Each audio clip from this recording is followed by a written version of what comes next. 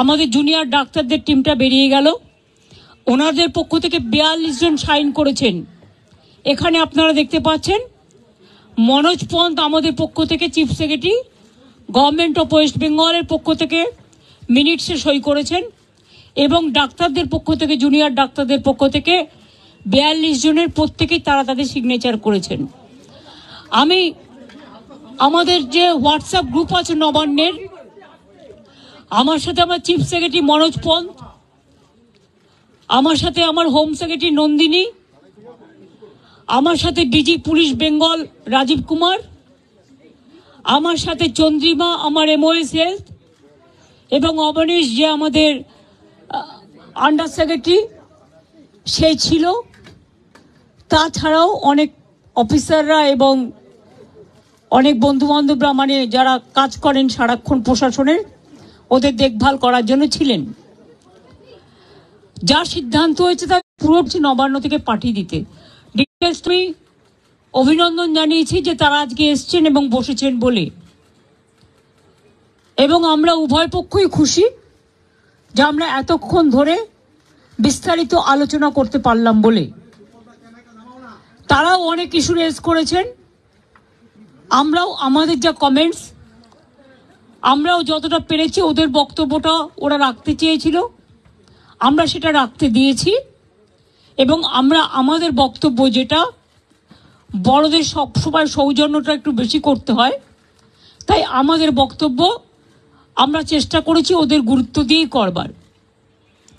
আপনারা জানেন সিবিআই যে কেসটা তদন্ত করছেন, অভয়া পরিবারকে অভয়ার উদ্দেশ্যে শ্রদ্ধা জ্ঞাপন করে মিটিংটা আমি শুরু করেছি পরিবারকে সমবেদনা জানিয়ে, এবং ওদের যে 5টা ডিমান্ড ছিল তার মধ্যে ফার্স্ট ডিমান্ড তো ইনভেস্টিগেশন সিবিআই, ওটা তো অলরেডি সিবিআই করছে এবং সুপ্রিম কোর্ট মনিটরিং করছে, ওটা নিয়ে তো আমাদের হাতে নেই। প্লাস ওদের 4টে ডিমান্ড ছিল।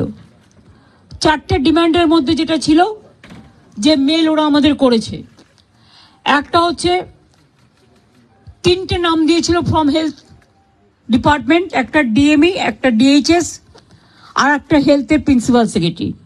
আমরা ওদের বোঝালাম যে একসাথে যদি পুরো ঘরটা খালি করে দেওয়া যায় তাহলে অ্যাডমিনিস্ট্রেশনটা চলবে কি করে। সুতরাং আমরা ওদের কথা মতো ডিএমএ এবং ডিএইচএসকে সরাবার সিদ্ধান্ত নিয়েছি, এবং তাদের সম্মানজনকভাবে, এর থেকে উঁচু পোস্ট ওদের আর কিছু হয় না। তো যাই হোক, যে একজন ডিএমই হতে পেরেছে বা ডিএইচএস হতে পেরেছে, এবং তারা যথেষ্ট জাস্ট হয়েছে, নতুন বেশি দিন হয়ওনি, কিন্তু যেহেতু ছাত্রছাত্রীরা বলছেন ওদের প্রতি আমাদের আস্থা নেই, তাই তাদের ব্যাপারটাকে গুরুত্ব দিয়েছি। বাট এটাও ঠিক, আমি কিন্তু ডিএমএকে বা ডিএইচএসকে আমরা কাউকে অসম্মান করিনি, কিন্তু ওদের বিরুদ্ধে যেহেতু চিকিৎসকদের ক্ষোভ আছে এবং তাই ওদের দাবি মেনে নিয়ে আমরা বলেছি এই দুজনকে সরানোর সিদ্ধান্ত আমরা নিয়েছি।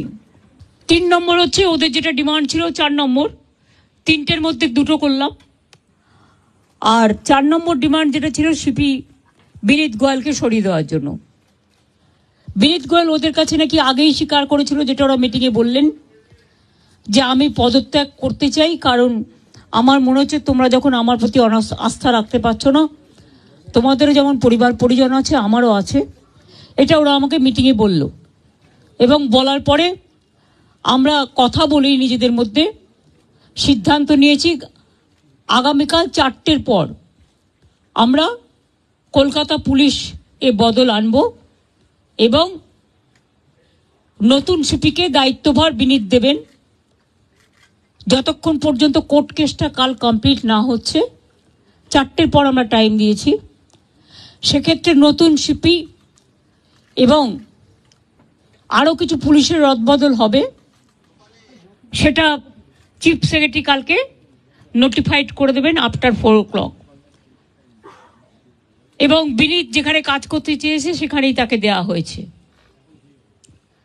আমরা এটাও বলেছি, দেখো পুলিশ আমাদের ফোর্স এবং তারা সারাক্ষণ কাজ করেন, তাদের দিকটাও আমাদের দেখা উচিত। ইলাস্টোমের ইমার্শন থাকায় দেয়াল থাকে ড্যাম্প প্রুফ, ফাঙ্গাল মুক্ত। Rainbow Paints, the colour of joy. যেহেতু ওই দিন সিপি পৌঁছবার আগে নর্থের ডিসি পৌঁছেছিলেন আগে, এবং 14 তারিখে ঘটনাটা ঘটেছিল, এবং ওরা অভিযোগ করেছিল, যার জন্য নর্থে ডিসিকেও সরিয়ে দেওয়ার সিদ্ধান্ত হয়েছে। ওখানে কাকে দায়িত্ব দেওয়া হবে সেটা কালকে ডিসাইড হবে।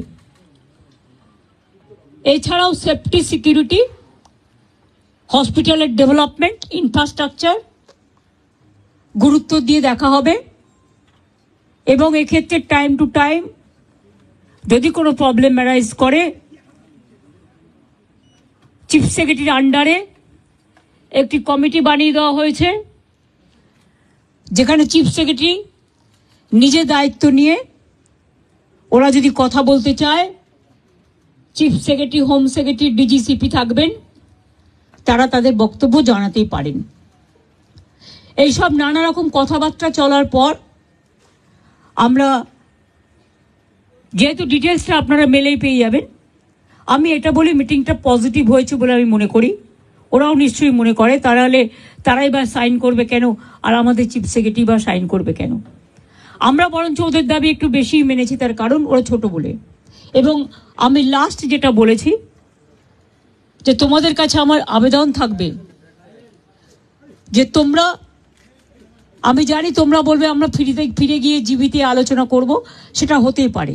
তোমাদের মধ্যে অনেকগুলো গ্রুপ আছে, অনেকগুলো মেডিকেল কলেজ আছে, হসপিটাল আছে, ঠিক আছে, তোমরা ফিরে গিয়ে আলোচনা করো, কিন্তু যেটা এখানে মিনিটসে সাইন করেছি আমরা দুপক্ষ, এরপর তোমরা কাজে যোগদান করো মানুষের স্বার্থে। চারিদিকে বন্যা হচ্ছে, আমার কাছে খবর আছে হুগলিতে খানাকুলে 35 জন মানুষ ট্র্যাপড হয়ে আছে। তাদের আগে বেরোতে বলা হয়েছিল, তারা বেরোতে পারেনি, কিন্তু জল হঠাৎ করে ছেড়ে দিয়েছে ডিবিসি, পাঞ্চেত এবং তেনুঘাট। মিটিং শেষ হওয়ার পরেও আমি হেমন্ত সোরেনের সাথে 3 বার কথা বলেছি, তাকে আমি বারবার রিকোয়েস্ট করেছি, কিন্তু আমি জানি না তারা কি করবে। যে বৈঠকের জন্য যাওয়ার কথা ছিল, প্রথম থেকেই আমরা বলেছিলাম যে দ্বিপাক্ষিক একটা মিনিটস নিয়ে একটা আলোচনা হবে। আমরা গিয়েছিলাম সেখানে, আজকে দীর্ঘক্ষণ একটা আলোচনা হয়, এবং সত্যি কথা বলতে কিছু অংশে আমাদের যে বিশাল আন্দোলন, আমাদের যে জুনিয়র ডাক্তারদের আন্দোলন এবং তার পেছনে মানুষের সমর্থন, সেটা আমরা মুখ্যমন্ত্রীর কাছে পৌঁছাতে পেরেছি। এবং সেই জায়গায় দাঁড়িয়ে তিনি প্রাথমিকভাবে কলকাতা পুলিশ কমিশনার বিনীত গোয়েলকে সরিয়ে দেওয়ার একটা আশ্বাস তিনি দিয়েছেন, এবং স্বাস্থ্য ভবনের ক্ষেত্রে যে দাবিগুলো আমরা রেখেছিলাম, ডিএমই এবং ডিএইচএস, তাদেরও একটা সরিয়ে দেওয়ার একটা আশ্বাস আমরা পেয়েছি। কিন্তু এই যে প্রত্যক্ষ এবং পরোক্ষ তথ্য প্রমাণ লোপাট এবং দুর্নীতি হোক এবং এই থ্রেট হোক, সিন্ডিকেট হোক, তার যাদের একটা প্রশ্রয় হয়েছে, সেই প্রিন্সিপাল হেলথ সেক্রেটারি সে বিষয়ে কোনো সিদ্ধান্ত তিনি নিতে পারেননি। এছাড়াও আমাদের সেফটি সিকিউরিটি বিষয়ে তিনি কেবল একটা টাস্ক ফোর্স গঠন করবেন এরকম একটা কথা বলেছেন, কিন্তু আমরা স্পষ্টতই জানিয়েছি যে কেবলমাত্র একটা টাস্ক ফোর্স গঠন করে এই সমস্যার সমাধান নয়। কেননা সেফটি সিকিউরিটি সংক্রান্ত বিষয়ে আমরা যে জিনিস বলেছিলাম, যে শুধুমাত্র বাইরের জিনিস নয়, বাইরের থেকে সিকিউরিটি নয়, যে ইন্টারনাল থ্রেট, এই যে সিন্ডিকেট রাজ, মাফিয়া রাজ, গুন্ডা চক্র, দুষ্ট চক্র, তাদেরকে একটাভাবে উপরে না ফেলতে পারলে তার জন্য প্রয়োজন একটাভাবে গণতান্ত্রিক পরিষদ তৈরি করা। সেই বিষয়ে একটা আলোচনা পথ ওপেন হয়েছে, কিন্তু সেই নিয়ে কোনো কথা কিন্তু খুব বেশি দূর এগোয়নি। আমরা ফার্দার ডিসকাশনে পরে বসতে পারি, এরকম একটা কথা হয়েছে। আমরা পথ খোলা রেখে এসেছি, আমরা পথ বন্ধ করতে চাইনি। আমরা যেহেতু সদিচ্ছার একটা ব্যাপার চলছে, আমরা পথ খোলা রেখেছি, এবং একথাও মনে করি যে চাই যে যেটুকু আংশিক দাবি আমরা পূরণ করে আনতে পেরেছি, সেটা আজকে এই আন্দোলনের একটা বড় জয়। আমরা মনে করি তিনি যে এই মৌখিক প্রতিশ্রুতি দিয়েছেন, মিনিটসের মাধ্যমে যে প্রতিশ্রুতি দিয়েছেন, এই প্রতিশ্রুতি যদি বাস্তবায়িত হয় তাহলে আমরা হয়তো বলতে পারি আলোচনা কিছুটা সদার্থক। তারপরেও যদি বলতে চাই সেটা হচ্ছে প্রিন্সিপাল সেক্রেটারি আমাদের যে জায়গা ছিল, যে তার বিরুদ্ধে অ্যাকশন নিতে হবে, ট্রান্সফারের জায়গা করতে হবে, এবং ডিসি সেন্ট্রালের যে পয়েন্ট ছিল আমাদের, সেই জায়গাটাতে এখনো কোনো ফলপ্রসূ সম্পন্ন আলোচনা আমরা পাইনি, ফলপ্রসূ আশা আমরা পাইনি। রিগার্ডিং সেফটি সিকিউরিটি এবং বিভিন্ন কলেজে আরটি এবং স্টুডেন্ট ইউনিয়ন তৈরি করার যে প্রসঙ্গ, এই প্রসঙ্গ নিয়ে আমরা আলোচনা করি। উনি একটা ন্যাশনাল টাস্ক ফোর্স গঠনের কথা বলেন চিফ সেক্রেটারিকে হেড করে। আমরা তাদের ডিসএগ্রি করলো, আমরা বলেছি এই নিয়ে আমরা আলোচনায় বসতে রাজি, যদি আমাদের সেফটি সিকিউরিটি মেজার সম্পর্কে যাবতীয় যা পদক্ষেপ, সেই পদক্ষেপ নিয়ে আমরা ডিটেলস ডিসকাশনে রাজি আছি। ন্যায় বিচারের লড়াই এবং সেই ন্যায় বিচারের লড়াই থেকে আমরা দেখতে চাই যে ওনারা এই ন্যায় বিচারের লড়াইকে কত দূর নিয়ে যেতে পারেন। সেই ন্যায় বিচারের লড়াইয়ে ডাক দিয়েই আমরা যাচ্ছি। বন্ধুরা, আপনারা সবাই আমাদের সাথে আছেন এবং আমরা কোন রকম কোন সিদ্ধান্ত ওখানে নেব না। এখানে এসে সবার সাথে কথা বলে আমরা সমস্ত সিদ্ধান্ত নেব। তাতে যদি আন্দোলন আরো তীব্র থেকে তীব্রতর হয়